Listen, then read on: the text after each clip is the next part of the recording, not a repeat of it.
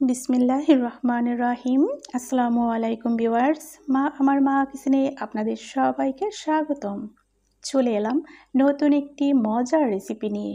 আজকে আপনাদের সাথে শেয়ার করব কিভাবে বাদাম দিয়ে এবং বাদামের কুড় দিয়ে এরকম একটি দারুণ নাস্তা আপনারা তৈরি করতে পারেন খুবই সহজে, খুবই স্বল্প উপকরণে। তো এই ভিডিওটি দেখার জন্য আপনারা আমার সাথেই থাকুন, দেখতেই থাকুন। দেখতে দেখতে ইনশাল্লাহ ভালো লেগে যাবে। তো ভিডিওটি দেখার শুরুতে অবশ্যই একটি লাইক দিয়ে ভিডিওটি কন্টিনিউ করবেন। এই দুর্দান্ত স্বাদের নাস্তাটি তৈরি করার জন্য প্রথমে আমি একটি মিক্সিং বোলে 1 কাপ পরিমাণে উষ্ণ গরম পানি নিয়েছি। এখন আমি অ্যাড করে দিচ্ছি 1 চামচ পরিমাণে ইস্ট। এই ইস্টটা আপনারা যে কোনো মুদি শপে গিয়ে চাইলেই পেয়ে যাবেন। তো এখানে আমি 1 চামচ পরিমাণে ইস্ট দিয়ে ঢাকনা দিয়ে ঢেকে দেবো 10 মিনিটের জন্য। ফিরে আসবো 10 মিনিট পরে। আমি 10 মিনিট পরে ফিরে আসলাম। দেখতে পাচ্ছেন ইস্টটা কিন্তু অনেকটাই পানির সাথে সেট হয়ে গিয়েছে। আমি সবটুকু নেড়েচেড়ে মিশিয়ে দিচ্ছি একটি চামচের সাহায্যে। আপনারা যদি প্রথম থেকে শেষ পর্যন্ত এই রেসিপিটি দেখেন তবে অবশ্যই আপনিও একটি এরকম দুর্দান্ত নাস্তা তৈরি করে পরিবারকে উপহার দিতে পারবেন। তো 1 কাপ পরিমাণে ময়দা আমি এখানে অ্যাড করে দিচ্ছি, সাথে অ্যাড করে দিচ্ছি 1/2 চামচ পরিমাণে লবণ। এখন আমি হাত দিয়ে মেখে সফট একটি ডো তৈরি করে নেব। তো দেখতেই পাচ্ছেন ঠিক ডোটা আমি এরূপ তৈরি করে নিয়েছি। ডোটাকে এখন আমি 1 চামচ পরিমাণে রান্নার রেগুলার সয়াবিন তেল দিয়ে ঢাকনা দিয়ে ঢেকে দেব ঠিক আধা ঘন্টার জন্য।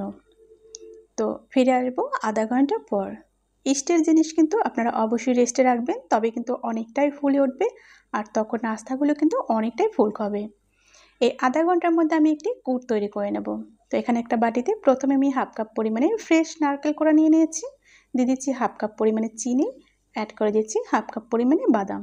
চীনা বাদাম, এটা আমরা যখন রেগুলার খাই ঠিক ওই বাদামটাই। এই কুটটা তৈরি করে আমি কিন্তু নাস্তাটায় ব্যবহার করব। কুটটা তৈরি করার জন্য চুলায় আমি একটি কড়াই বসিয়ে দিয়েছি। কড়াইয়ের মধ্যে এখন আমি সব উপকরণগুলো দিয়ে দিচ্ছি। এখানে আমি দিয়ে দিচ্ছি সামান্য একটু পরিমাণে পানি। তো এখন আমি নেড়েচেড়ে কুটটা তৈরি করে নেব। এটা তৈরি করতে 2 থেকে 3 মিনিট সময় লাগতে পারে। তো ভালো করে নেড়েচেড়ে আমি মিক্সড করে নিচ্ছি। এই বাদামের কুট দিয়ে কিন্তু যে কোনো নাস্তা তৈরি করলেই কিন্তু খেতে অনেক বেশি টেস্টি হয়। আপনারা একবার হলেও বাসায় ট্রাই করে দেখবেন। কুটটা তৈরি হয়ে গিয়েছে, নিয়ে এসেছি, দেখতেই পাচ্ছেন। তো এখন আমি ঢাকনাটা তুলে দেখব ডোটা কীরকম হয়েছে। দেখতেই পাচ্ছেন ডোটা কিন্তু ফুলে দ্বিগুণ হয়ে গিয়েছে। এখন আমি ভালো করে এটাকে মেখে হাত দিয়ে তারপরে কিন্তু নাস্তাটা তৈরি করব। তো এটার ভেতর থেকে যে বাতাসটা ছিল সেটা কিন্তু আমি মেখে বাতাসটা বের করে দিয়ে সরাসরি নিয়ে যাব বোটের উপরে। দেখতে পাচ্ছেন আমি কিন্তু ডোটা বোটের উপর নিয়ে নিয়েছি। এখন আমি এই ডোটাকে লম্বালম্বিভাবে একটু শেপ দিয়ে নেব, যাতে সব লেচিগুলো সমানভাবে আমি করতে পারি। এর জন্য একটি ছুরির মাধ্যমে আমি এগুলোকে সমান ভাগে ভাগ করে নিচ্ছি। আপনারা যতটুক নাস্তা তৈরি করবেন ঠিক সেই অনুযায়ী কিন্তু উপকরণগুলো দেবেন।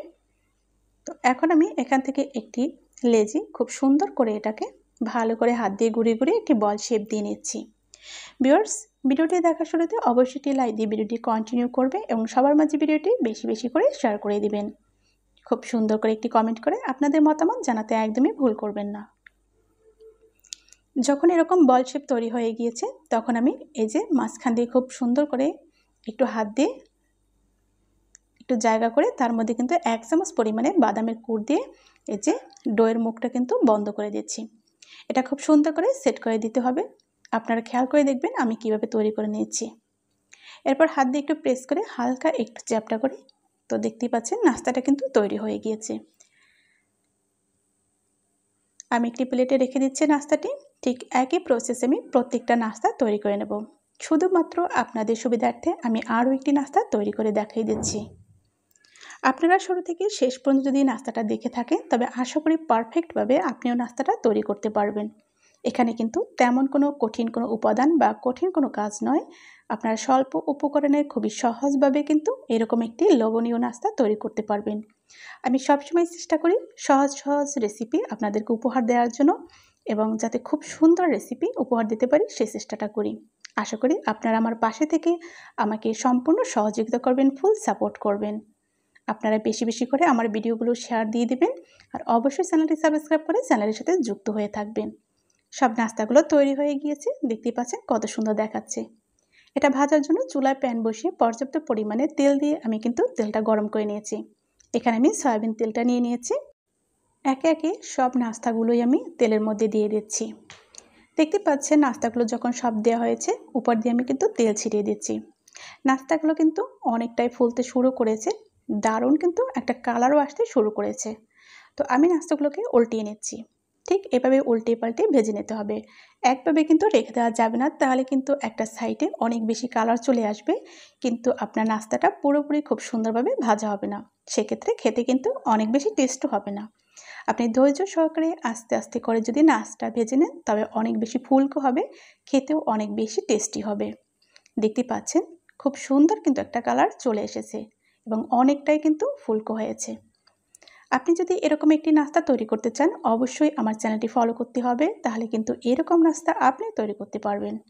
যখন নাস্তাটা খুব সুন্দরভাবে ভাজা হয়ে গেছে, সুন্দর কালার চলে এসেছে, ওই মুহূর্তে তেল ঝরিয়ে তুলে নিচ্ছি। ফাইনালি আপনাদেরকে আমি সার্ভ করে দেখিয়ে দিচ্ছি কতটা লবণীয় হয়েছে। ভিউয়ার্স, আশা করি দেখেই আপনারা বুঝতে পারছেন কতটা টেস্টি হবে এই নাস্তাটা। ভিতরে যেমন কুড়ে ঠাসা একটি নাস্তা, খেতে কিন্তু সেই মজা হবে। ভিউয়ার্স, আপনারা অবশ্যই আমাকে ওয়াচ টাইম দেওয়ার চেষ্টা করবেন।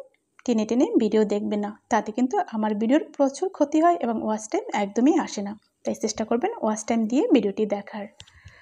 আপনাদের যদি এতটুকু ভালো লেগে থাকে, সাবস্ক্রাইব করে চ্যানেলের সাথে যুক্ত হয়ে থাকবেন। চাইলে আমার চ্যানেলটি পুরো ভিজিট করতে পারেন, এরকম আরও অনেক দারুণ দারুণ রেসিপি দেওয়া রয়েছে, আশা করি আপনাদের ভালো লাগবে। আজ তবে এখানেই বিদায় নেব, দেখা হবে আগামীতে নতুন কোনো রেসিপির সাথে, নতুন কোনো ভিডিওর সাথে। সে পর্যন্ত সবাই ভালো থাকুন, সুস্থ থাকুন। আল্লাহ হাফেজ। আসসালামু আলাইকুম ওয়া রাহমাতুল্লাহি ওয়া বারাকাতুহু।